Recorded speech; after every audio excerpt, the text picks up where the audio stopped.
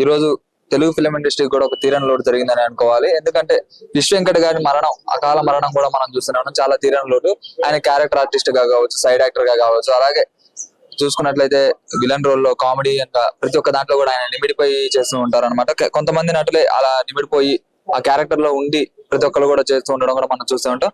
ఆయన మరణం కూడా చాలా అకాల మరణం కూడా జరగడం చూస్తూనే ఉన్నాం. వాళ్ళ పేరెంట్స్ కావచ్చు, ప్రతి ఒక్కరు కూడా, సినీ ఇండస్ట్రీ ప్రముఖులు కూడా వాళ్ళ ఇంటిని కూడా ఆయన్ని పరామర్శించడానికి, వాళ్ళ ఫ్యామిలీని కూడా పరామర్శించడానికి కూడా వస్తూనే ఉన్నారు. అలాగే మనం చూసుకున్నట్లయితే ఆయనకి ఒక 2 సంవత్సరాల క్రితం నుంచి కూడా ఆరోగ్యం బాగోట్లేదు. ఆరోగ్యం బాగోక ఎన్నో ఆసుపత్రులు కూడా తిరుగుతూనే ఉన్నారు. కొంతమంది కూడా డొనేషన్స్ ఇచ్చారు. ప్రతి ఒక్కరు కూడా ఇంతవరకు వాళ్ళ సంవత్సరం దాకా కూడా వాళ్ళ ఫ్యామిలీని అందరూ కూడా వాళ్ళ ఫ్యాన్స్ పోషించారని చెప్పడం కూడా మనం చూస్తూనే ఉన్నాం.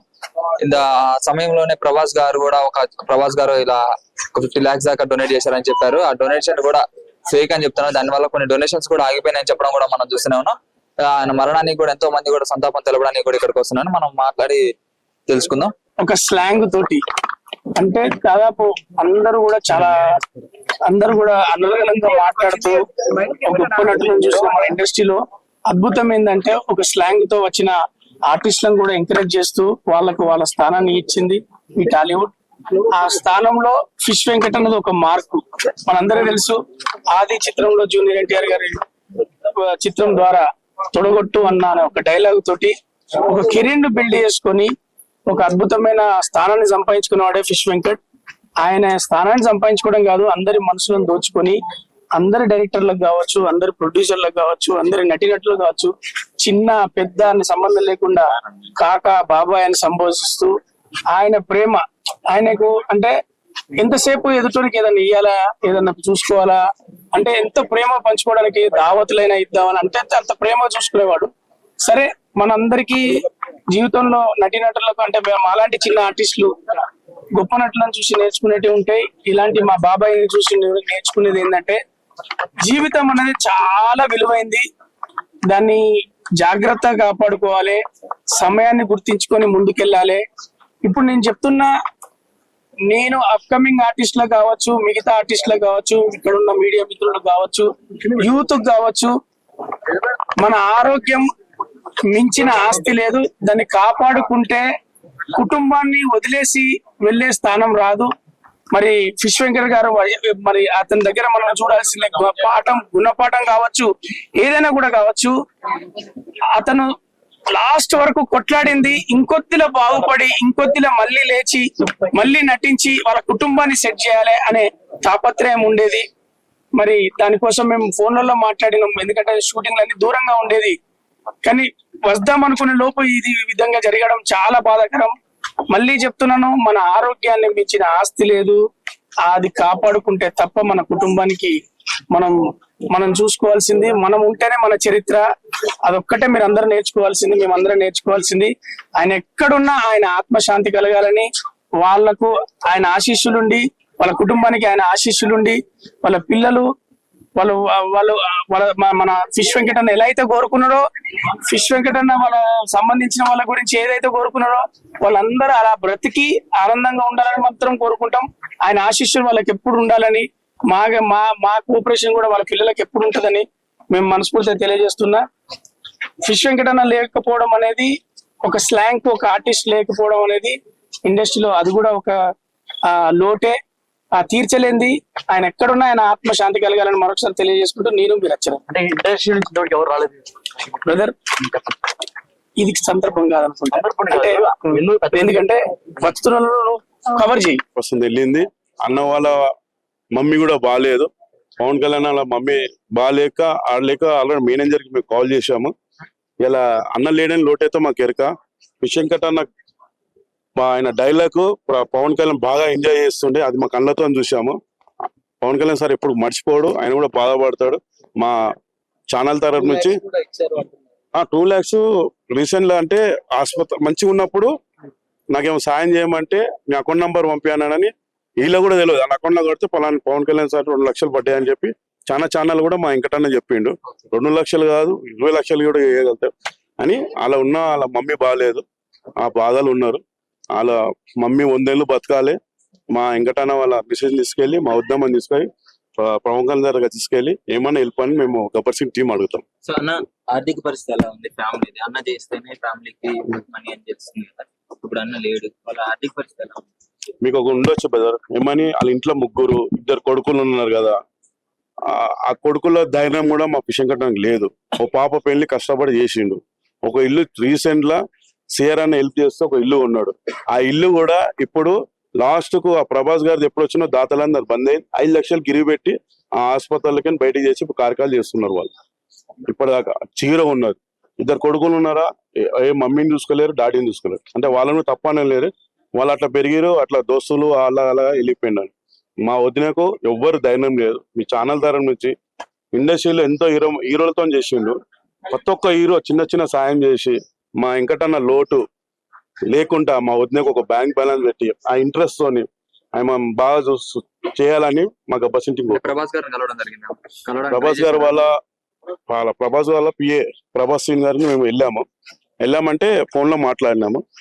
అవును ఎరికే అయింది అని మా సావనే మా ఫిషింగ్ కట్ అన్న వాళ్ళ బిడ్డనే ఫోన్ చేసి అడిగింది. సరే ఫారెన్ లో షూటింగ్ ఉన్నాడు, వచ్చాను నేను 3 days లో చెప్తాను. 3 days లో ఇట్లానే అయిపోయింది. ఇప్పుడు మళ్ళీ కూడా మా ఉద్యమం ప్రభాస్ సార్ కూడా తీసుకెళ్తాం. ఆయన గురించి ఏమైనా మెమరీస్ షేర్ చేసుకుంటారు? చాలా ఉన్నాయి అన్న, చాలా ఉన్నాయి అని మేము బాధలు ఉన్నాం, అవన్నీ గుర్తు చేసుకోలేము. Thank you.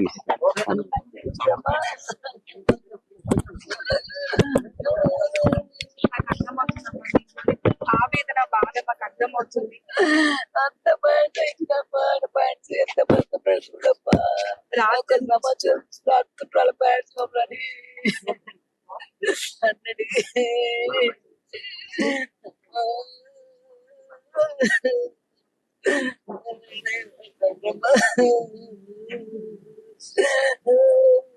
దృష్టి నుంచి ఎవరైనా ప్రణాళిక పడ్డారా? ఇప్పుడు దాకా రాలేమ్మా. దూరం పెడతారా?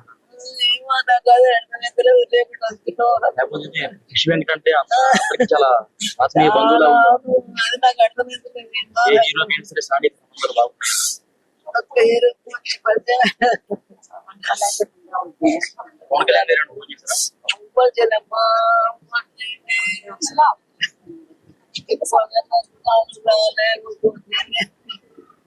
ఎందుకు ఇంత ఆశ్చర్యం ఉంది మాకు కూడా. ఎందుకంటే ఏ యాక్టర్ రాలేదు వాడి పెద్ద యాక్టర్.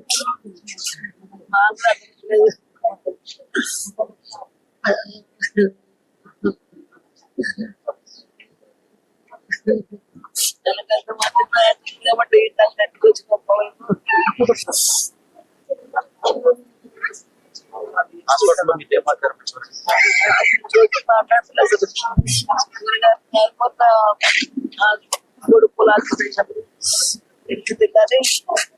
తిన్నాను గాబు తాగి మసాలా అనుకుంటే మళ్ళీ ఏ పాట ఎప్పుడు కళ్ళు తెలిసి చూస్తున్నాయి మాట్లాడుతుంది.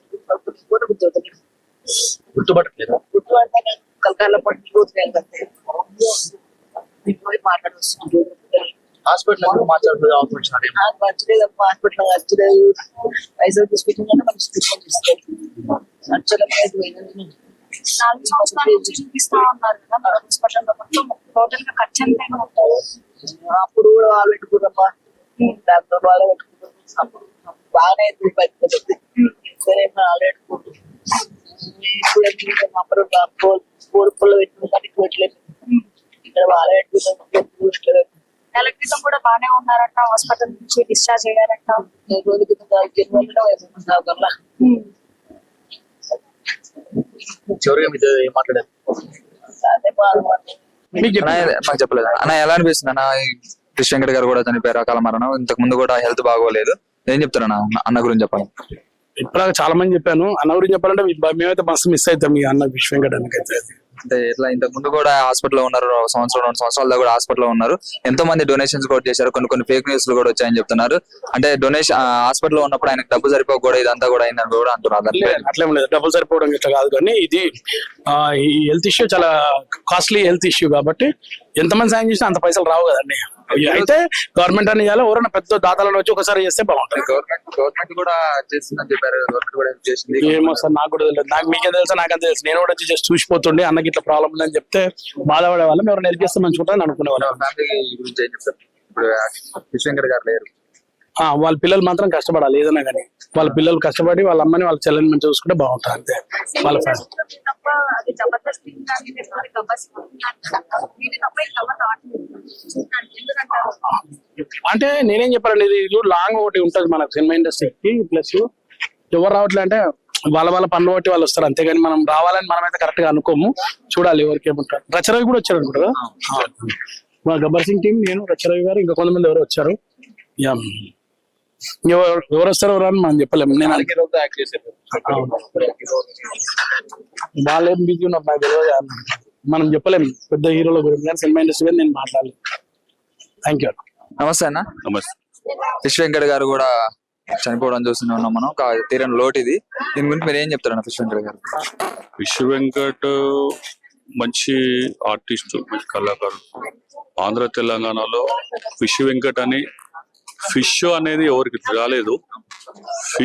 ఫిష్ వెంకట్ అని పేరు తెచ్చుకున్న ఘనత అనేది.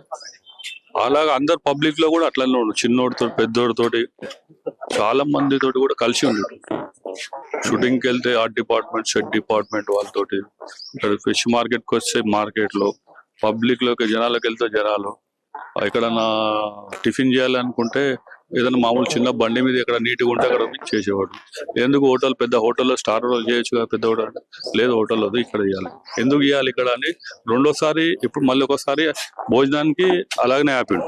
ఎందుకని అప్పుడు అడిగితే వాళ్ళు గరీబోళ్ళు, వాళ్ళు బతుకుతారు మనం అని అలా చెప్పేవాడు. అంటే ఎన్నో సినిమా వరంగల్ నుంచి వచ్చిండు. ఆయన గురించి ఆయనకు మాకు 30 సంవత్సరాల అనుబంధం. ఈ అశోక్ ఆయన మీద అభిమానంతో ఇక్కడ వరకు అశోక్ గారు రావడం జరిగింది. అంటే ఎన్ని సంవత్సరాల నుంచి కూడా హాస్పిటల్లో కూడా ఉంటున్నారు, ఆరోగ్యం బాగోక. ఎంతో మంది కూడా డొనేషన్స్ కూడా ఇవి చేస్తున్నా అని చెప్పారు. కాకపోతే సడన్ గా ఇదంతా అయిపోయింది. ఎప్పటి నుంచి ఆరోగ్యం బాగలేదు? ఎట్లా? డొనేషన్ చేసే వాళ్ళందరూ ఫేక్ న్యూస్ చాలా ఉన్నాయి. ఫేక్ న్యూస్ ఎక్కువ ఉన్నాయి, డొనేషన్ తక్కువ ఉంది. ఆయన డబ్బులు సరిపోను లేక వైద్యం సరిగా అందలేక కొద్దిగా కొందరుగా ఆయనకు ఆరోగ్య కూడా చాలా వరకు చేశారని కూడా చెప్తున్నారు. చేసే వాళ్ళు ఫేక్ న్యూస్ చాలా ఉన్నాయి కదా. ఆ ఫేక్ న్యూస్ వాళ్ళని ఏమంటారు, చేశామని చెప్పుకొని వెళ్ళిపోతారు. వాళ్ళు చేసేది ఏం లేదు. చేసిన వాళ్ళు చేశారు, వాళ్ళ పేర్లు చేసిన వాళ్ళకి చాలా ధన్యవాదాలు. వాళ్ళు మంచిగా ఉండాలి. వాళ్ళు చాలా హృదయంలో ఆయనను సాయం చేశారంటే మంచిగా అవుతాడు. ఫిష్ వెంకట్ గారు మంచిగా అవుతాడు, మనలో మళ్ళీ కలిసి ఉంటాడు. ప్రతి ఒక్కరికి ఫోన్ ఖాళీ ఉన్న టైంలో ప్రతి ఒక్కరు ఫోన్ చేసి ఎలా ఉన్నావు ఏంటి అని అడిగేటోడు. ఎవరికైనా నంబర్ కనిపించిందని ఫోన్ చేసి ఎవరినైనా పలకరించేటోడు వెళ్ళలేకుండా. ఇప్పుడు సినీ డిపార్ట్మెంట్ నుంచి కూడా ఎవరు, టీఎఫ్ నుంచి కూడా ఎవరైనా ఇక్కడికి వచ్చారా? సినీ మా ఆర్టిస్ట్ నుంచి ఎవరు రాలేదు, మా యూనియన్ ఎవరు రాలేదు, సినీ ఇండస్ట్రీ నుంచి ఎవరు రాలేదు. నా సొంత అక్క కొడుకు, నా సొంత మేనల్లుడు.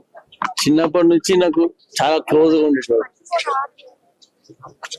ఏ విషయాలైనా కానీ నాకు చెప్పుకుంటుంటాడు.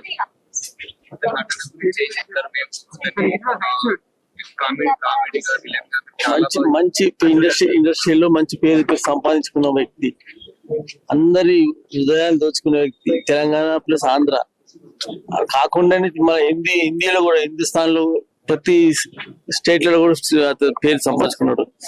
ఫిష్ వెంకట్ అంటే అతని పేరు అంత మారుమోగింది వ్యక్తి.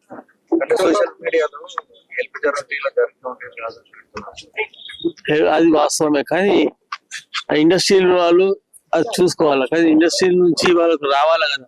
వాళ్ళు కూడా వాళ్ళ సొసైటీ ఉంటుంది, వాళ్ళ సొసైటీలో మాట్లాడుకున్నాక వాళ్ళు చెప్తాను చెప్పారు. అది ఇప్పుడు అతనికి కూడా ఇప్పుడు తర్వాత చేసే వాళ్ళు లేరు. అతనికి కూడా హెల్ప్ చేయాలని మా ఉద్దేశం అంతే. మేనమామ. వాళ్ళ ఇంట్లో పరిస్థితులు కానీ సిచ్యువేషన్స్ కానీ ఏంటి, అసలు ఎలా ఉండేది? పరిస్థితులు అంటే బాగానే ఉన్నది. అన్నదమ్ములు చాలా గరీబ్ వాళ్ళు. ఆయన సొంతంగా ఆయన చిన్నప్పటి నుంచి కష్టపడి పేరు సంపాదించుకున్నాడు. అతను చాలా క్లోజ్ గానే ఉంటాడు. లేదండి, నాకే ఇట్లా నడవలేకపోయాను అని పోలేదు. లాస్ట్ టైం మాకు అతనికి కాళ్ళకి అయినప్పుడు నేను పోయినాను. అప్పుడు మంచిగానే ఉన్నాడు, మంచిగా మాట్లాడాడు, అన్ని క్లియర్ గా ఉంటామా, మంచిగానే ఉన్నామా అన్నాడు చెప్పాడు. షేర్ చేయండి, లైక్ చేయండి, సబ్స్క్రైబ్ చేయండి. మరిన్ని వీడియోల కోసం బెల్ సింబల్ పై క్లిక్ చేయండి.